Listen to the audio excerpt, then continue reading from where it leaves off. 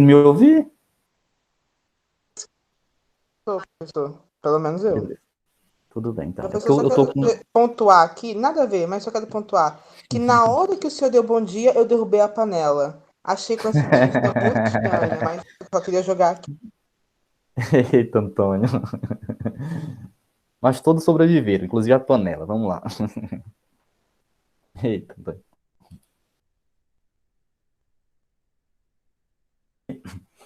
Desliguei o microfone para tossir aqui. Vamos lá. Mas tá tudo ok. Galera, no finalzinho da aula eu vou mostrar as médias de vocês, tá? E aí a gente fala o que cada um conseguiu. Tem gente já aprovado já no terceiro bimestre, ó, acreditem. E aí é só, a partir de agora quem já passou no caso é mais relaxar, né? Mas claro, ele tem que tirar nota boa também a partir de agora para manter a fama, né? Para manter o nível, né? E quem não passou tá bem pertinho. A maioria está bem próximo de ser aprovado, tá? Vamos lá então? Começar para hoje. Deixa eu me projetar aqui.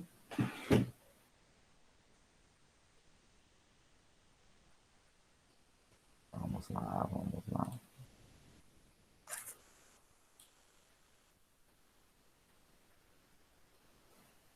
Foi, beleza.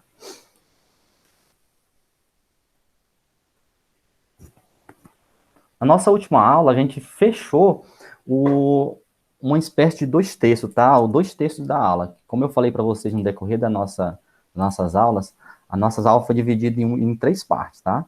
Onde nós vimos um terço dessa aula. Vamos ver quem está ligado aqui ainda. Só um instante. Ligar aqui a minha mesinha. Um instante. Tá, agora foi. Onde nós vimos um terço dela, tá? Um terço. Nós vimos e foi sobre termodinâmica. Termodinâmica, tá? Dinâmica. Nós vimos o dois terços, no caso, que é mais um terço, né? Completando dois terços, sobre ondas. E agora a gente entra na terceira e última parte, tá? Que é o último um terço, para completar o todo, sobre óptica. Óptica. Então, nós estamos na última parte do assunto do ensino médio do segundo ano, tá? Esses três itens. Óptica, basicamente, a gente vai trabalhar com a luz, com a quantidade do espectro visível, tá? Então, vamos lá. Para hoje, na sala de número 28.1, nós temos aí o espectro de radiação, tá? Onde a gente consegue, por exemplo, destacar a luz. Assim como nossos ouvidos, que nós percebemos que nos ouvidos nós conseguimos perceber ou escutar o som de 20 Hz até 20.000, 2, 3 Hz, tá? A gente não consegue escutar um som inferior a isso, nem superior a isso, chamado de infrassom, menor que 20, e ultrassom maior que 20.000. Da mesma forma, nós temos aqui o espectro de radiação, nós temos o raio Y, tá? Temos, no caso é o raio gama, né? O raio X, a radiação ultravioleta, micro-ondas e ondas de rádio, tá? E aí nós podemos observar, por exemplo, aqui, que a nossa faixa de visualização é apenas uma faixa minúscula aqui, ó, destacada. E no caso tem aqui uma lente de aumento, que é a luz visível, entre o ultravioleta e o infravermelho. A gente só consegue enxergar essa finíssima camada de radiação, que é a luz visível. A luz, portanto, é definida como uma onda eletromagnética cujo comprimento de onda, que é o lambda, se inclui num determinado intervalo dentro do qual o olho humano é a ela sensível, ou seja, é capaz de enxergar. Essa frequência, esse comprimento de onda, a frequência vai de 7,5, 10 elevado a 14 Hz, até 4,3, 10 elevado a 14 Hz. Enquanto que o comprimento de onda vai de 400, esse Nzinho quer dizer nano, tá? Então, nanômetro ou nanômetro, e vai até 700 nanômetro. O nano, ele significa 10 elevado a menos 9, tá? Então, pega uma coisa e divido ela por 1 bilhão. aquela divisão por 1 bilhão é o tamanho do comprimento de onda que eu consigo enxergar. Ok? Então, essa luminosidade é o que chamamos de luz visível, essa radiação. E aí, antes de tudo, alguns filósofos gregos, né, entre eles Platão, eles pensavam que os olhos lançavam um raio, tá, emitiam um raio, ou pequenas partículas, que incidiam nos objetos e tornavam-os visíveis. Então, assim, a essência da visão estava na pessoa que lançou, e não no objeto. E o lançamento de que eles emitiam pelos olhos tornava os objetos visíveis. Segundo essa interpretação, a luz dependia da visão. Então, a luz dependia da pessoa, da visão da pessoa. E aí, claro que não tinha a menor chance de isso se sustentar, né? Imagina uma coisa no escuro. Como é que eu não consigo enxergar algo no escuro? Se eu tenho o poder de emitir uma radiação. Né? Se eu tenho o poder de emitir radiação, no escuro eu conseguiria ver.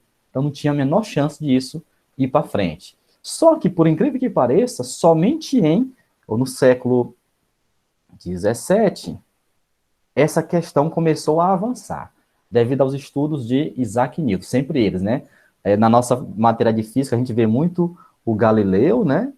A gente escuta muito falar sobre ele, Galileu, o Newton e basicamente Einstein. Einstein a gente não entrou ainda, no caso, né?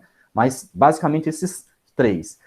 E aí, novamente, aparece Isaac Newton. Tem um fato curioso aí entre Isaac Newton e Galileu, que exatamente no ano em que um deles morre, o outro nasce. Ó. Então, parece que é uma coisa assim, bem elaborada para o ponto de que o conhecimento continue, né? Então, quando um deles morre, exatamente no mesmo ano, o outro nasceu.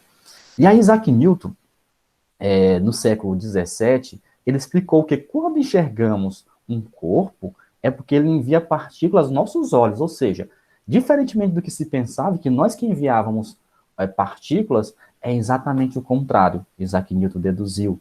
Né? É dos objetos que vêm essas partículas. Eles refletem essas partículas, né? No caso aqui, a gente vê a explicação de Platão, que é errada, e no lado direito a gente vê o correto, né? Porque esse objeto, que no caso é a árvore, ele vai refletir os raios de luz emitidos pelo Sol, e aí esse raio de luz chega até os nossos olhos, é por isso que a gente consegue enxergar. E aí sim, esse explica, por exemplo, por que a gente não consegue enxergar alguma coisa no escuro, né? Por quê? Porque não tem nenhuma reflexão de luz. Se não tem, se ele está no escuro é porque não vai ter reflexão de luz nesse meio. Então, a mais certeira que a gente acredita hoje em dia é essa hipótese de Newton, né? Que é a mais aceita. E realmente é verdade. Por enquanto, né? Pode ser que amanhã algum de vocês descubra algo novo e mude completamente essa essência da gente, né? Esse conhecimento. Prosseguindo um pouco mais, aí falamos de luz, né? Nós temos as fontes de luz, que eles são classificados quanto à emissão de luz. Nós podemos observar aqui várias lâmpadas, entre essas várias lâmpadas, uma acesa, né? Essas lâmpadas, elas se classificam, por exemplo, em fontes primárias, tá? Fontes primárias são corpos que servem como uma fonte, ou são objetos que transformam algum tipo de energia em energia luminosa. Ou seja, eles conseguem emitir uma luz própria. Claro que ele precisa de alguma coisa para emitir essa luz própria, né? No caso do Sol, a chama de uma vela, as lâmpadas elétricas. No caso, o Sol, ele emite luz pelas reações que existem no seu interior, né? A chama de uma vela, pela queima daquele filamento lá do material da vela. As lâmpadas, pela transformação de energia elétrica em energia luminosa. Mas, independentemente de saber como é que ele transforma esse tipo de energia, a gente vai olhar para o objeto. Se o objeto ele não está refletindo nada, ele está emitindo a própria luz, não interessa como que ele fez isso. O que interessa para nós, que nós vamos chamar esse objeto de fonte primária, ou um corpo luminoso. Ele consegue emitir luz própria. Já o contrário disso, são as fontes secundárias. O que são fontes secundárias? São fontes que não conseguem emitir essa luz própria, tá? elas, na verdade, vão refletir essa luz própria. Então, fonte, essa luz própria, é uma luz própria de outro objeto. Tá? Então, fonte secundária são corpos iluminados, são corpos que refletem a luz de outro objeto. Na mesma figura, nós temos exemplo disso. Por exemplo, nós só conseguimos ver a lâmpada apagada porque ela está refletindo luz da lâmpada acesa. Então, todas as outras as lâmpadas, com exceção da que está ligada, são fontes secundárias. Já a que está ligada é fonte primária. Todos os outros corpos são corpos iluminados e a que está ligada é um corpo luminoso. E aí tem outra classificação, né? Quanto à dimensão. Lá é quanto à emissão de luz, se emite luz própria ou não. E quanto à dimensão? Nós chamamos a classificação desse corpo ou fonte pontual, pontiforme ou pontual, tá? É uma coisa bem pequena, tão pequena que ele é só um ponto. E aí, nesse caso, a figura, ou o filamento da figura à esquerda, perceba que praticamente ela é tão pequena, não é exatamente um ponto, mas ela é tão pequena, mas tão pequena, que eu posso chamar ela de pontual. Imagine outra situação. Uma vela no escuro, no caso, a uns 10 metros de distância. Aquela chama da vela é só um ponto. Então, nesse caso, aquela fonte é uma fonte pontual. Agora, digamos que eu me aproximo dessa vela e fico distante dela 10 centímetros. Aquela mesma chama não é mais uma fonte pontual. Aquela chama agora será chamado de fonte extensa, ou corpo extenso, tá? Então, uma vela ao longe é um ponto material, ou uma fonte material, e ela próxima é um corpo extenso. Aqui, no caso, eu tenho do lado direito, eu tenho uma lâmpada fluorescente. Essa lâmpada fluorescente, com a distância de 1 metro, ela é chamada de fonte extensa. Já essa lâmpada distante, aproximadamente 50 metros, eu sei que só tem um ponto ali iluminado, ela é chamada de fonte pontual. Então, a fonte é chamada de pontual ou fonte extensa de acordo com o tamanho dela que eu estou enxergando. Então, aqui cabe aquela classificação. Professor, depende de quê? Qual que é a distância em relação ao quê? Né?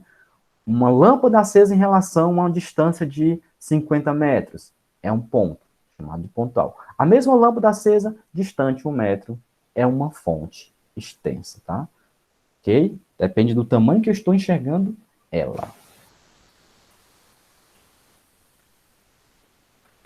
Feita essa classificação, nós temos os princípios da óptica geométrica. Percebo que agora a gente está trabalhando muitos conceitos, né, que é o início de todo o assunto. A gente tem que trabalhar esses conceitos para depois partir para os cálculos, né? Então, primeiro vem essa parte de interpretação, de a gente assimilar cada situação dos princípios da teoria, para depois a gente conseguir identificar cada item lá e resolver os nossos problemas de física, tá?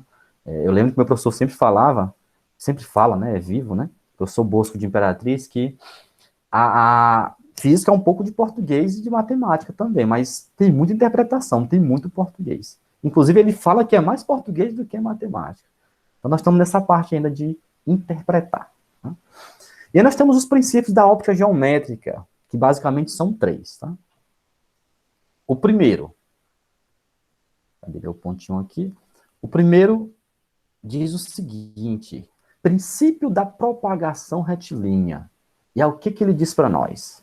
Que em meios homogêneos, a luz se propaga em linha reta. É complicado a gente falar em meio homogêneo no ar, por exemplo, né? Mas, porque ele é repleto de várias situações, né? São vários gases, né? Mas, no modo geral, o ar ele é chamado de meio, é considerado como meio homogêneo, tá? Porque embora as substâncias mudem, ou a concentração dela muda, mas mudam bem pouco. Então, nesse caso, eu tenho um meio homogêneo. E aí, nesse caso, o que acontece? Olha o que diz o princípio, que a luz ela se propaga de forma retilínea, ela não há desvio nela, tá? Então, nesse caso, imagine que é a luz do Sol, ela vai se propagar sempre de forma reta no meio homogêneo. E aí, nós temos, por exemplo, desse princípio, parte o porquê que se forma a sombra. No caso, como ela se propaga de forma retilínea, não tem por que essa luz, esse raio de luz, fazer um desvio e iluminar essa parte que está em azul, que eu estou apontando agora, azul, verde, que está formando a sombra. Então, a formação da sombra, ela é culpa do primeiro princípio, tá? Da propagação retilínea. Só se forma sombra porque a danada da luz não faz esses desvios, ela se propaga de forma retilínea, ok? Se não fosse de forma retilínea, não formaria sombra. A sombra é culpa disso, tá? É por causa desse princípio, o princípio da propagação retilínea. O segundo princípio, ele aborda a questão aonde que está localizada a fonte, tá? Que ele diz que é o princípio da reversibilidade. Diz o seguinte, que a trajetória dos raios não depende do sentido da propagação. Ou seja, imagine que eu estou considerando aqui a pessoa, o motorista, como sendo a fonte. O que isso quer dizer? Se esse motorista ele olha no espelho e consegue ver os olhos do passageiro que está atrás, no caso eu estou partindo da fonte sendo motorista, se eu considerar o passageiro que está atrás como fonte inicial, e se ele olhar no mesmo espelho, significa dizer que ele também está vendo os olhos do motorista, tá? Então, bebo aqui uma água, porque a garganta está coçando. Ou seja, não importa de onde partiu esse raio, tá? Esse raio de luz, ou essa luminosidade, ou esse raio de visão. Por quê? Porque tanto faz ele partir do passageiro para ver os olhos da pessoa, do motorista, quanto do motorista para ver os olhos do passageiro. A isso eu chamo de princípio da reversibilidade, que ele independe do sentido da trajetória, do sentido da propagação. Tá? Se eu estou olhando para um espelho e estou vendo os teus olhos, automaticamente, se você olhar para o mesmo espelho, você verá os meus olhos. Tá? E aí o terceiro e último princípio, ele fala da independência dos raios de luz. E diz que cada raio de luz se propaga independentemente dos demais, tá? Imagina aqui uma situação que eu tenho um raio de luz da cor roxo, tá? Ele se propagando. Quando esse raio de luz encontra um outro raio de luz mais avermelhado, o que acontece? Esse raio de luz não sofre interferência do outro raio, ou seja, ele se propaga após passar pelo raio vermelho como se nada tivesse acontecido. E por que a gente fala isso? Porque geralmente, imagina uma situação, você pegar uma mangueira saindo água, duas mangueiras saindo água, e provocar que esses jatos de água da mangueira, das mangueiras, se encontrem em determinado ponto. Quando eles se encontram em determinado ponto, um jato de água vai interferir no outro. Ou seja, ele vai mudar a trajetória do outro. Isso por quê? Porque nós estamos falando de matéria. E nesse caso, a luz, ela tem esse comportamento dual, que embora seja matéria, em outro momento é onda, ela se propaga como se nada tivesse acontecido. Ou seja, ela se propaga como uma onda, tá? De sorte que, ao passar um feixe de luz ou um raio de luz pelo outro, ela continua, após essa passagem, como se nada tivesse acontecido. Ela não muda de trajetória. Esse é o princípio da independência dos raios de luz. E nós falamos sobre esses princípios, e aí temos que ver a aplicação disso. Sim, mas isso se aplica em que ponto, em que momento, né? Nós já falamos que um tem a ver com a sombra, outro da independência, e o outro que ele é reverso. Então, vamos agora ver como é que isso se aplica no dia a dia da gente, né? Imagina uma situação aqui de ângulo de visão. Eu estou olhando para uma árvore, tá? No caso, eu estou na posição, vamos chamar aqui de posição 1, com um ângulo alfa qualquer. Vou chamar aqui de alfa 1. E aí, eu me aproximo para a posição 2, com um ângulo qualquer chamado alfa 2. Não satisfeito, eu agora me aproximo para a posição 3, chamado de alfa 3. E o que acontece com a minha sensação de dimensão, né? O que vai acontecer com o tamanho dessa árvore, tamanho do objeto, conforme eu mudo o ângulo de visão, que é o alfa. Eu percebo que as dimensões aparentes de um corpo dependem do ângulo visual de que é visto. Observando a imagem, a árvore parece crescer à medida que o homem caminha em sua direção. Então, à medida que eu vou me aproximando dessa árvore, ela vai crescendo, no caso, no meu ângulo de visão. Claro que a árvore continua do mesmo tamanho. Então, esse alfa que está aqui, que é o ângulo de visão, ele tem relação direta com o tamanho do objeto que eu estou enxergando. Quanto maior é o ângulo de visão, maior é o objeto. E menor é a distância, né? Percebam que a distância aqui, ela vai cada vez mais, distância 3, diminuindo. Ó. Distância 2 e distância 1. Ok? Então, a distância vai diminuindo cada vez mais. Distância 1. Então, fique com isso na mente. Ó. Aumentou o ângulo de visão, aumentou o tamanho do objeto, tá? Fique sempre com isso na mente, a gente vai trabalhar um pouquinho uma atividade sobre isso. Aqui mais uma situação, ó, de ângulo de visão, né? Observando a sequência da foto, ou das fotos à esquerda, nós podemos observar que é o mesmo objeto, né? Visto de distâncias diferentes. É o mesmo objeto lá e eu estou olhando ele de distância diferente. Aqui está mais à direita. No caso, mais à direita, é a minha... É essa aqui, que é maior, né? Parece maior, porque foi fotografada de uma distância menor. Então, quanto mais eu me aproximo, mais aumenta esse objeto. Isso é óbvio, né? E, portanto, de um ângulo visual maior. Então, quando eu me aproximo aqui, eu tenho que um alfa maior, tá? Ele aumenta porque eu estou mais próximo, e a distância é menor. Distância menor, maior ângulo de visão, maior objeto. Tá? Isso é bem dedutivo do dia a dia da gente, tá? E aí nós percebemos que, por exemplo, durante o eclipse total do Sol, a Lua, ela tampa, completamente o Sol, né? Ela oculta o Sol inteiramente, e ambos parecem ter diâmetros iguais, né? Então, eu olho para os dois no eclipse e percebo que eles parecem ter o mesmo tamanho, né? E isso acontece por quê, né? Embora o diâmetro da Lua seja 400 vezes menor que o diâmetro do Sol, isso acontece porque a Lua e o Sol são vistos da Terra praticamente sobre o mesmo ângulo visual, né? No caso, eu estou olhando para a Lua com um ângulo visual exatamente igual ao ângulo visual do Sol, que eu olho para o Sol. Só que a distância muda, né? A distância da Terra até a Lua é muito menor que a distância da Terra até o Sol, tá? É como se eu tivesse, por exemplo, vamos colocar aqui, ó, deixa eu tentar desenhar aqui embaixo, ó, a Lua muito menor, o Sol muito maior, e eu estou olhando com um ângulo de visão alfa, né? Aqui, ó, alfa.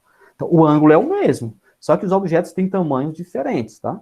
Então, isso acontece porque estão com distâncias diferentes, ok? É claro que eu estou mais próximo da Lua, então eu vejo a Lua maior, eu estou mais distante do Sol. E aí eu tenho exatamente uma distância do Sol maior. E aí quando eu coloco isso na frente um do outro, eu vejo o eclipse, tá? Esses princípios que nós falamos, eles repercutem na formação da sombra, como eu falei do primeiro princípio, né? E aí durante um eclipse eu tenho a formação de sombra, penumbra e eclipse, tá? E aí nós temos que diferenciar cada um desses aí. O que seria sombra, o que seria penumbra, o que seria eclipse, tá? Para entender isso melhor, eu vou ter duas fontes. A fonte pontual é somente um ponto, nós falamos sobre isso, ó. Só um pontinho. No caso da fonte pontual, que está aqui o F, ó, eu vou partir então para a formação de uma sombra. Aqui eu tenho um objeto, chamado de anteparo, tá? É um objeto circular. E aí o que eu vou fazer? Eu vou partir da minha fonte e vou ligar até as extremidades desse objeto, ó, em verde aqui. Estou ligando, e vou propagar, vou prolongar esses raios, até achar uma parede, um anteparo qualquer. Da mesma forma, eu faço na outra extremidade, vou até achar um anteparo qualquer. Aqui eu vou formar a sombra do objeto. O objeto era circular, eu formei uma imagem circular, tá? E nesse caso eu percebo que eu tenho uma sombra total, tá? Uma sombra completa para uma fonte pontual. Já para uma fonte extensa, essa aqui não é uma fonte pontual, ela é grande, ó, em relação ao objeto. O que eu vou fazer? Vou fazer a mesma coisa, vou partir dela até as extremidades do objeto. Primeiro, a linha que passa por cima. Vamos lá, ó. Passei por cima, fui até o anteparo é uma parede, tá? Agora, a linha que passa por baixo. Passei por baixo, pela extremidade de baixo, tá? E encontrei um anteparo, tá? E eu percebo o seguinte, só que também tem uma outra linha, no caso da fonte extensa, que sai da extremidade inferior e passa pela parte de baixo, e aí percebo que essa parte entre a formação da linha maior e menor, eu tenho uma luminosidade. Da mesma forma, a linha que passa por cima. De sorte que, como ficou muito repleto de linhas, eu vou apagar aqui, era para mostrar para vocês, deixar o desenho real. E aqui eu percebo o seguinte, sempre, no caso de uma fonte extensa, eu vou ter aqui, ó, essa região que eu vou pintar agora é chamada de sombra, tá? Aqui, ó, tá sombra. Só que eu tenho uma sombra fraca aqui em cima. Por quê? Porque tem uma sombra iluminada. Aqui formou-se uma sombra, onde tem o nome penumbra, só que essa sombra está iluminada. Professor, como é que pode uma sombra iluminada? Né? Que história é essa? É uma sombra fraca. É igual, por exemplo, quando você está assistindo um jogo de futebol, por exemplo, à noite, e você percebe o jogador bem próximo de uma lâmpada, né? De um refletor, sendo mais preciso. Você percebe que perto daquele refletor, ele vai emitir uma sombra forte. Geralmente ele emite 3, 4 sombras, né? Quando ele está correndo lá. Uma sombra forte, e você vai notar sombras mais fracas, que são oriundas do outro refletor. Aquela sombra forte seria a sombra propriamente dita. E as sombras fracas são as penumbras, que é uma fonte iluminada. Ó. Eu estou agora no meu quarto, e eu percebo que eu estou formando uma sombra, só que aonde está batendo a sombra, no chão, aquela parte do chão está sendo iluminada pela lâmpada, porque a lâmpada ilumina todo o quarto. Então, ali eu tenho uma sombra fraca, tá? Nesse caso, eu tenho a luminosidade do sol formando uma sombra, e essa sombra sendo iluminada pela lâmpada. Essa sombra fraquíssima é chamada de penumbra, tá? Nesse caso, isso só acontece quando eu tenho mais de uma fonte iluminando um ambiente. No caso do jogador de futebol, eu tenho vários refletores, tá? No caso do meu quarto aqui, eu tenho duas fontes. Eu tenho a luminosidade do sol e eu tenho a luminosidade da lâmpada. Se fosse só a luminosidade do sol, eu teria só uma sombra, tá? Como eu tenho a lâmpada também, eu tenho várias sombras, entre elas, uma que é fraquinha, tá? É uma sombra que está formando, mas ela está sendo iluminada pela outra fonte. Isso acontece quando eu tenho várias fontes ou quando eu tenho uma fonte extensa, tá? Novamente, eu tenho aqui a formação da sombra mais escura e eu tenho a penumbra por causa dessa sombra. Penumbra, que a gente chama, ela é iluminada, tá? Aqui tem uma visão frontal, tá? Onde eu tenho o mais escurinho é a sombra e o mais claro em volta é a penumbra, tá? No caso do eclipse solar, basicamente, essa região onde nós temos a sombra, quem estiver nessa região onde nós temos a sombra, no caso do eclipse, ele verá um eclipse total. Quem estiver nessa região onde nós temos a penumbra, ele verá um eclipse parcial, tá? E aqui nós temos uma relação que nós vamos lembrar lá da matemática, né? Que é relação de triângulos.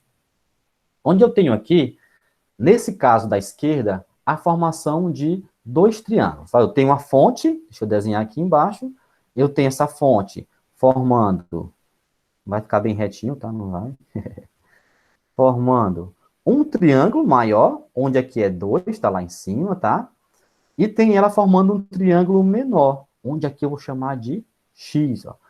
Dois triângulos, o triângulo que pega tudo e o triângulo menorzinho. E aí eu tenho que a distância entre a fonte e a primeira formação do anteparo, eu tenho que é 4 metros, tá lá em cima. E a outra distância, eu tenho que é 3 metros. E aí, para descobrir, por exemplo, eu tenho o valor de 2, quero descobrir o valor de x, eu quero saber qual que é o tamanho de x.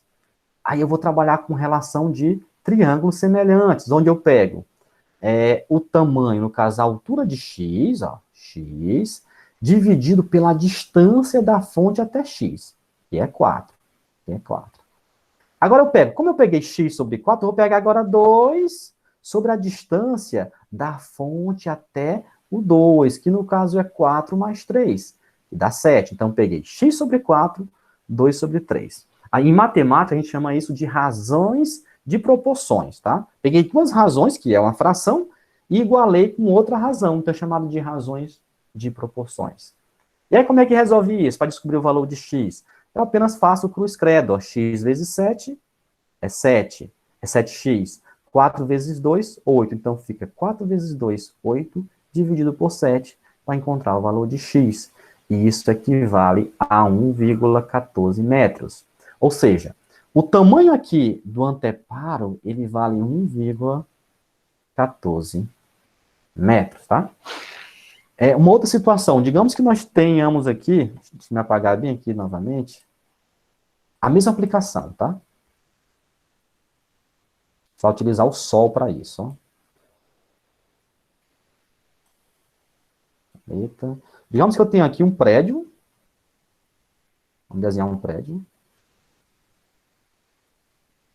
Vamos colocar um andar, 2, 3, 4, 5 andares, tá?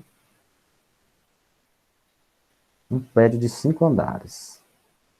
E aí, digamos que o prédio, ele tem uma medida qualquer, que eu vou chamar de x. Ao mesmo tempo, eu percebo aqui que junto desse prédio tem uma pessoa que tem uma distância, um tamanho, aliás, para ficar fácil para a gente, vamos colocar um cabo grande, ó, 2 metros. O cabo é grande, 2 metros vai ficar fácil para nós. Percebo que a sombra que esse cabra faz, que a pessoa faz, ela vale um tamanho de, vamos colocar aqui, 3 metros. Ó. A sombra do cara de 2 metros faz 3 metros. E aí eu quero saber o tamanho do prédio, né? Sem subir no prédio. Eu percebo que a sombra do prédio, ela equivale, tem que ser mais distante, ela equivale aqui a uma sombra de 30 metros, tá? 30 metros. O que eu vou fazer? Sem subir no prédio, eu vou fazer uma razão. Vou pegar assim, ó, x, que é o tamanho do prédio, sobre o tamanho da sombra dele, que é 30. Isso vai ser igual ao tamanho do homem, que é 2 metros, sobre a sombra dele, que é 3. E aí eu faço o mesmo cruz credo, ó. 3 vezes 2, 60, divide por 3, né? 60 dividido por 3, eu descubro que o tamanho do prédio é 20 metros, só utilizando a relação de triângulos, que é causada pelo princípio da propagação retilínea da luz. Sem subir numa montanha, eu descubro o tamanho dela. Sem subir num prédio, eu descubro o tamanho dele, tá? O cara vai acampar perto de uma árvore, né? Tá ventando muito, quer saber se se a árvore cair, ela atinge ele ou não. Ele calcula a altura da árvore através desse cálculo, com a sombra durante o dia, e no final do dia, sendo aí um desbravador, né? E aí um escoteiro, ele faz a formação, ele arma a barraca, sem ficar preocupado que se a árvore cair, irá atingi-lo, né? Nesse caso, ele faz esse cálculo com essa propagação retilínea, pegando a medida da sombra da árvore, o tamanho de uma pessoa, uma estaca qualquer, ele tem que ter uma métrica no caso, medir a sombra dela e faz uma razão de triângulos, tá? O mesmo princípio, ele é aplicado no princípio, no artifício de câmara escura. Eu tenho, por exemplo, aí uma câmara que vai formar uma imagem de uma vela, né? Isso aqui eu já fiz ainda em 2007, lá quando eu trabalhava no Divino Mestre, foi um trabalho que eu passei para os meninos fazerem, né? Que a gente fala muito em teoria, mas e na prática, né? Foi até uma mocinha, ela pegou isso aqui, a Geisa, ela pegou uma lata de leite ninho, fez um furo na tampa aqui, no fundo, aliás, da lata de leite ninho, e onde tinha a tampa, ela colocou aqui no lugar, atrás da tampa, aquele papel cartão. E o que foi que aconteceu? Ela colocou, então, uma vela na frente desse orifício que foi feito na lata de leite, ninho, e automaticamente ela teve a formação de uma lâmpada, de uma vela, no fundo desse papel cartão, que é o princípio das máquinas fotográficas, largamente, né? Acho que você nem conhece porque vocês são da geração já de celulares. Antigamente você ia tirar uma foto, você tirava aquela foto, claro que você não se preocupava com isso tudo, né? E gravava essa foto numa espécie de filme. E aí você só descobria se a foto prestava mesmo ou não quando chegava para revelar. Às vezes não tinha nada a ver, a foto não prestava para nada. E a viagem toda que você ficou em vão, tá? Para registro. E o princípio é esse. Ela forma uma imagem invertida, tá? Nesse caso, essa máquina feita assim, artesanal, ela não vai gravar a imagem, mas ela vai formar a imagem lá atrás. Sempre invertida. E por que eu estou contando isso? Porque isso aqui, ele é um princípio daquela propagação que nós acabamos de ver, tá? Eu quero calcular, por exemplo, qual o tamanho de um objeto só por essa relação de formação dela, porque aqui eu percebo o tamanho que ela se formou. Eu tenho a profundidade da latinha, no caso de leite ninho, eu tenho a distância do objeto, eu calculo o tamanho do objeto, tá? Então, o que a gente vai fazer aqui? A gente vai fazer o seguinte novamente, ó. Eu vou relacionar esse y, que é o tamanho do objeto, com o p, que é a distância do objeto até o furinho, até o orifício. Depois eu vou relacionar o tamanho da imagem, que é chamado y', sobre o tamanho da câmera, a distância dela ao orifício, que é chamado de p', tá? E aí como é que a gente faz isso? Ó? Eu vou pegar então, ó, y, que é o tamanho da imagem, sobre o tamanho do objeto, tá?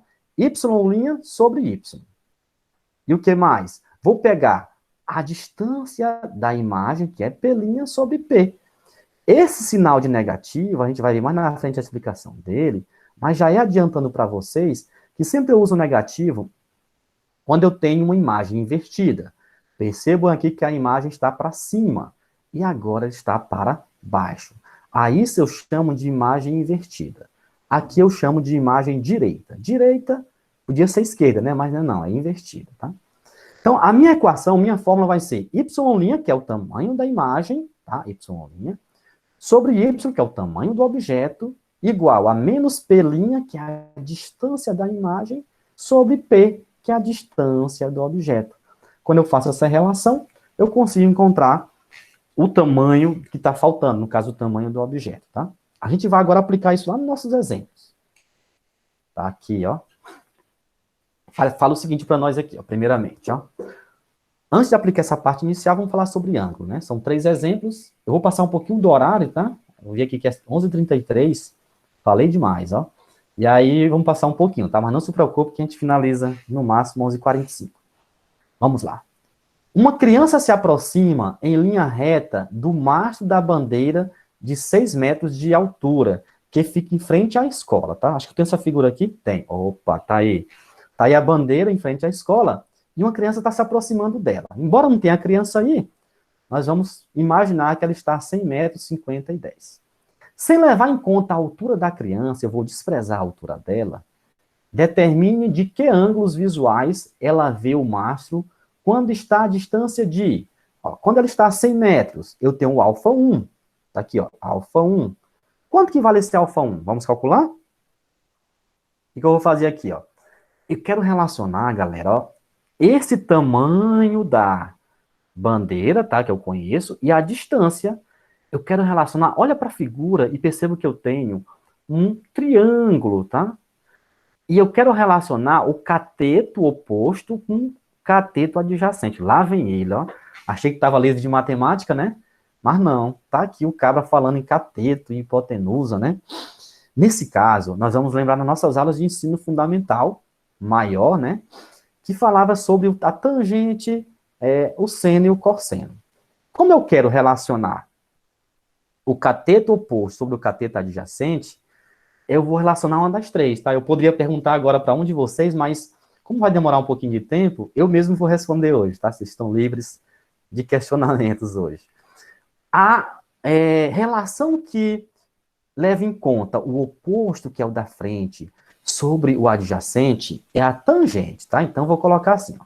Tangente desse ângulo, tangente tan, né, do ângulo 1, é igual ao cateto oposto. Quem é o oposto? H. E quem é a distância, o adjacente é 100. Mas quanto que vale H? H vale 6. Então, eu vou colocar 6 sobre 100. E aí eu pego agora, 100 dividido por 100 vai ser igual a 0,06. Aí eu tenho a tangente. Como é que eu faço, então, para descobrir o valor desse ângulo, que é a tangente de 0,06? Eu vou escrever, então, da seguinte forma, ó. O ângulo α1 é igual à tangente negativa, tá? Que é a tangente inversa do valor de 0,06. E aí, como é que eu faço?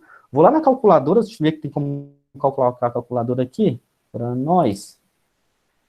Vou lá na calculadora, tá aí ela para vocês, tá? E aí eu coloco o seguinte, ó, 0,06. Feito isso, eu vou no tangente inverso, ó. Percebam aqui que tem tangente normal, ó. Tô com o cursor em cima dele.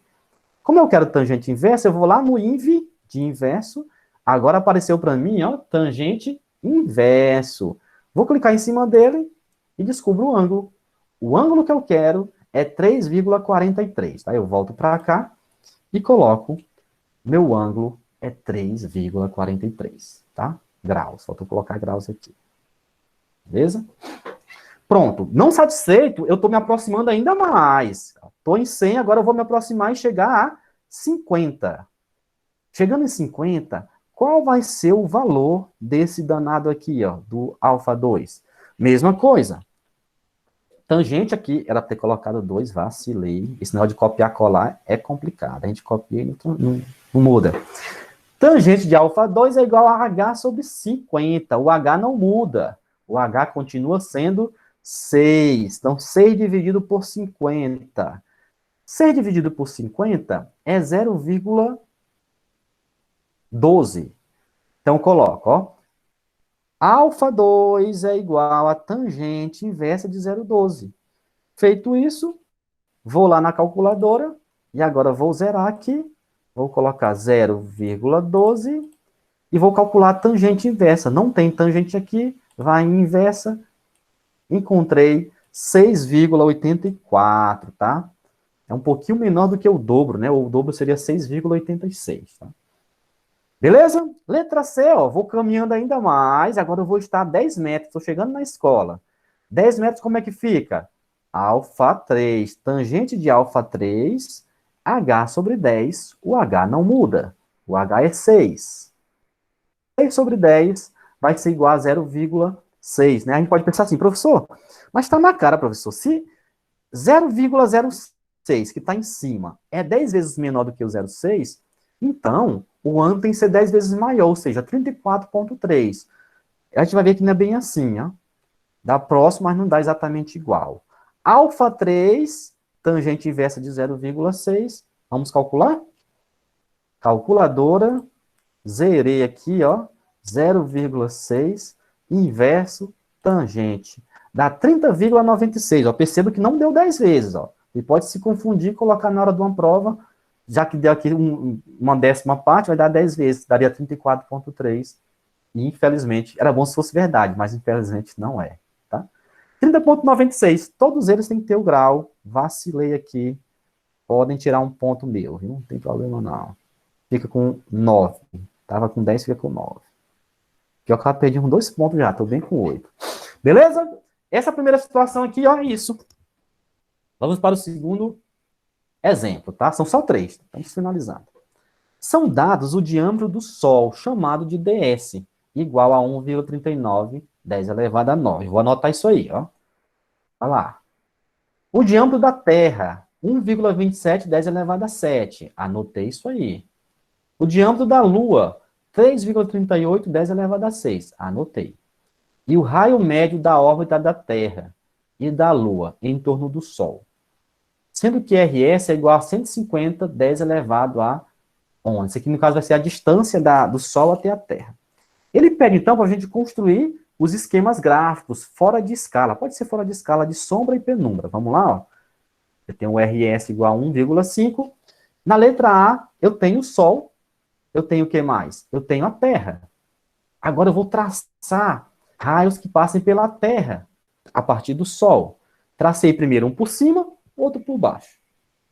Vamos traçar agora a partir do ponto superior, passando diretamente pela parte de cima, né? Aqui no caso. O de cima pelo de cima e o de baixo pelo de baixo. E o outro raio, o de cima do Sol por baixo da Terra. O de baixo do Sol por cima da Terra. Percebam que aqui, ó, eu vou ter a penumbra, esse onde eu pintei de verde agora, e até coloquei o nome, e no meio vai ter a sombra. Vamos lá, ó. Isso, ó, penumbra e sombra. O que é penumbra? É uma sombra fraca. O que é sombra? É a sombra forte, tá? Desenhei o esquema. Letra A que ele queria era isso, tá?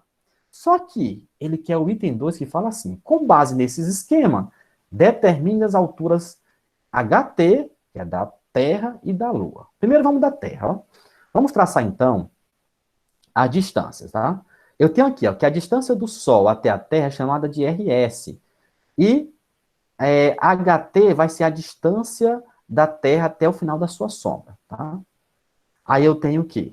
Ó, DS, no caso DS, vai ser a distância do Sol até a Terra, tá? E DT vai ser o diâmetro da Terra. Sobre, ó, percebam que aqui, do Sol até a ponta do triângulo, tem a formação do triângulo. Tem esse triângulo aqui, ó. Pá, pá. E aqui eu tenho um triângulo menor, tá? E aí eu percebo o seguinte, que do Sol até o finalzinho aqui da ponta do triângulo, eu tenho que somar RS mais HT. Ok? Então, embaixo, ó, diâmetro do Sol sobre RS mais HT, se HT deveria ser abaixo, tá? E da Terra, eu tenho somente o HT, que sempre é a distância em relação à ponta do triângulo, tá? Vou apagar aqui que eu vou precisar desse espaço. Eu estou trabalhando com triângulos, tá? Isso aqui não é nada de física, é tudo matemática. A culpa é da matemática, ó, quer dizer, dizendo ele, né? Mas não é, ó, a gente vai aprender isso aqui, tá? Quem é DS? DS está lá em cima, ó. Vale 1,39, 10 elevado a 9. Quem é RS? 1,5, 10 elevado a 11. Mais HT que eu não sei quanto é que vale, tá? O que mais? DT é 1,27, 10 elevado a 7, e HT eu não descubro quanto é que é. Vou resolver através de cruz, credo, através de meio pelos extremos, tá? Vamos lá? Não deu para fazer lá, vamos continuar aqui, ó. Então eu tenho, ó, 1,39 vezes HT é 1,39, 10 elevado a 2 HT, é igual a 1,5 vezes 1,27 é 1,905, 10 elevado a 11, 1,27 vezes HT é 1,27 HT. Eu vou juntar HT com HT e vou resolver logo essa potência de 10, já que eu não posso trabalhar com ela. No caso, 10 elevado ao quadrado é 100, 100 vezes 1,39 é 139. Já coloquei aqui, ó. 139 HT menos 1,27 HT é igual a 1,905 vezes 10 elevado a 11. Subtraí um do outro, encontrei 1,37 igual a 1,905. Vou isolar HT, esse número que estava multiplicando HT, ele passa dividindo, tá aqui ele, ó. Então, finalmente, quando eu divido um pelo outro, eu vou encontrar... vamos dividir? 1,38, 10 elevado a 9 metros. Ou seja, eu tinha que descobrir qual que seria a altura, a distância da Terra, né? Essa altura, no caso, é a distância da Terra, que vai ser de 1,38, 10 elevado a 9. Ou seja, quanto que vale HT? 1,38, 10 elevado a 9. Esse H, embora pareça H, mas é a distância da Terra. Tá? Beleza? Agora, em relação à Lua. A mesma coisa, o mesmo princípio. Vou desenhar o Sol, vou desenhar a Lua. Cadê a Lua? Cadê a Lua? A Lua veio, ó. Tá animado em forma diferente. A Lua é menor do que a Terra, eu tenho um triângulozinho menor, tá? Mas, novamente, aqui eu tenho esse triângulo traçado em cinza, ok? O tamanho, eu tenho a formação da sombra, aqui, ó, mais forte, e a penumbra toda em volta. Eu tenho aqui a distância, ó, RS até a Lua, HL, que é a distância da Lua até o seu ponto final do triângulo, tá? A mesma fórmula, tá? ds, que é diâmetro do Sol, sobre a distância. Sempre eu vou somar o Sol, RS mais HL. Igual a diâmetro da Lua sobre HL. Só substituir valores, vamos lá? ds é 1,3910 a 9. RS é 1,510 a 11. HL eu não sei, eu quero descobrir. DL é 1,3810 a 6. HL eu quero descobrir. Fazendo meio pelos extremos, eu tenho 1,3910 elevado a 3 sobre 1,510 elevado a 11 mais HL, igual a 3,38 sobre HL. Tá? Não fiz cruz credo ainda, apenas simplifiquei, né? Agora sim, fazendo cruz credo, 1,39 HL, 1,5 vezes 3,8 dá 5,710 elevado a 11. E aqui 3,38 vezes HL, 3,38 HL. Passa esse valor aqui, ó, para o outro lado, subtraindo. Passei subtraindo, tá? Vamos fazer a operação. Subtraindo um do outro, dá 1.386,62 HL, igual a 50,70, 10 elevado a 8. Isolando HL, vamos isolar, esse valor passa dividindo o que está depois da igualdade, e dividindo eu encontro 3,6, 10 elevado a 8. Essa é a distância desse HL aqui, ó, que é a distância da Lua até o final da formação da sombra, tá? Último exemplo do Enem, para a gente poder gritar final de semana, né? Recesso para nós já, final de semana, quase, embora seja quinta. Diz o seguinte: a sombra de uma pessoa que tem 1,80 m de altura mede 60 centímetros. Vamos lá, ó. Então eu tenho aqui uma pessoa, se que eu vou fazer manual, e a sombra dela mede 60 centímetros. Eu vou colocar logo em metros, tá? 0,6 metros. A pessoa mede 1,80 m. No mesmo momento, a seu lado, a sombra projetada de um porte de 2 metros, tá? O porte tem 2 metros. E o que mais? E a sombra dele mede 50 centímetros. 0,50. Se mais tarde a sombra do porte diminui 50 centímetros, a sombra da pessoa passou a medir quanto, tá? Não, aqui na verdade a sombra da pessoa não tem, ó. Deixa eu apagar bem aqui. Só um instante. De novo, ó. Se diminuir 50 fica 0, né? No mesmo momento, ao seu lado, a sombra projetada de um porte mede 2 metros. Eu não tenho o tamanho do porte, não, ó. Eu tenho a sombra dele. A sombra dele que é 2 metros. Interpretei errado aqui, ó. Vamos aqui. Eu não sei o tamanho do porte.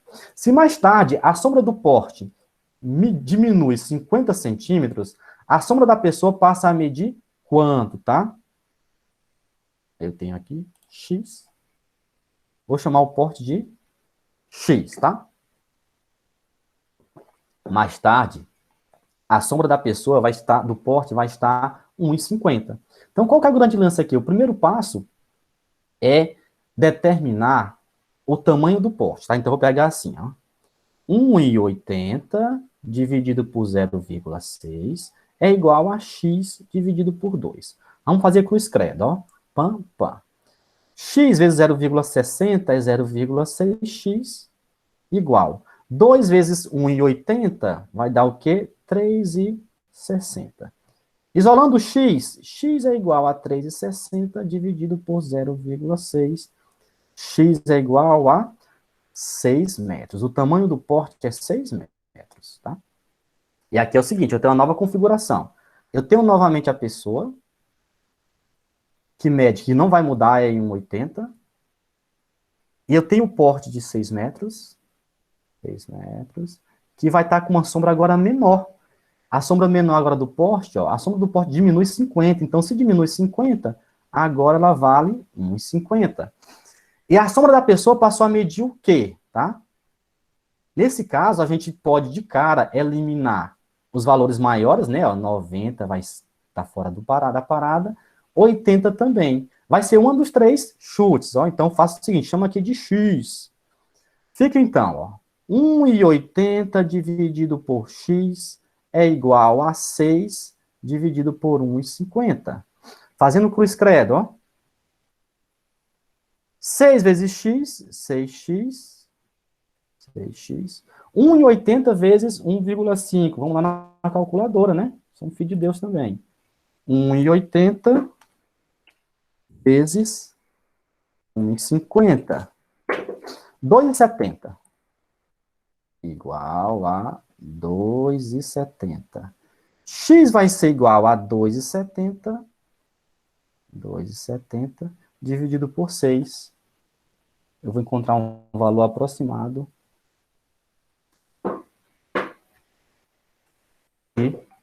45 centímetros, tá? Então, X vai ser igual a 0,45 metros. Como lá está em centímetros, eu vou marcar letra B, tá? Então, eu tive que fazer aquela operação duas vezes. Um para descobrir o tamanho do porte, e aí criar uma outra situação aqui embaixo para descobrir o tamanho ou a sombra da pessoa, tá? Letra B. É isso que nós tínhamos por hoje, galera. Vou fazer a chamada, mas antes de fazer a chamada rapidinho, só mostrar aqui a planilha, tá? E antes de mostrar a planilha, deixa eu desligar bem aqui a gravação para não ficar muito longa, tá? Interromper a gravação.